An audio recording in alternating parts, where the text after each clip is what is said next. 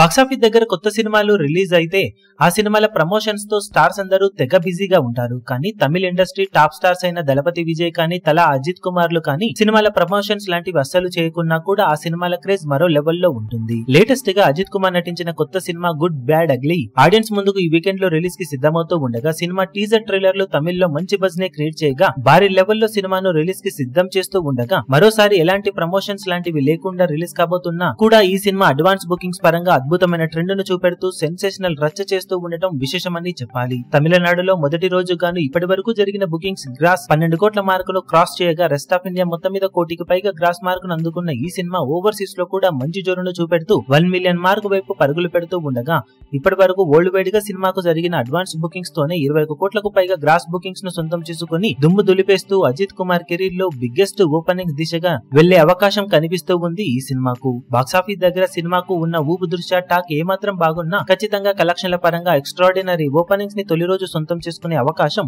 సినిమాకు ఎంతైనా ఉంది. ఇక బాక్సాఫీస్ దగ్గర ఈ సినిమాతో సాలిడ్ కంబ్యాక్ ను ఎక్స్పెక్ట్ చేస్తున్నారు అజిత్ ఫ్యాన్స్ అందరూ కూడా. మరి సినిమా ఎంతవరకు అందరి అంచనాలను అందుకోగలుగుతుందో చూడాలి. ఇప్పుడు ఈ వీడియో మీకు నచ్చినట్లయితే లైక్ చేయండి, షేర్ చేయండి, ఛానల్ ను సబ్స్క్రైబ్ చేయడం మాత్రం మరవకండి. ఏ చిన్న అప్డేట్ ను మిస్ అవ్వకూడదు అనుకుంటే బెల్ ఐకాన్ ను ప్రెస్ చేయండి.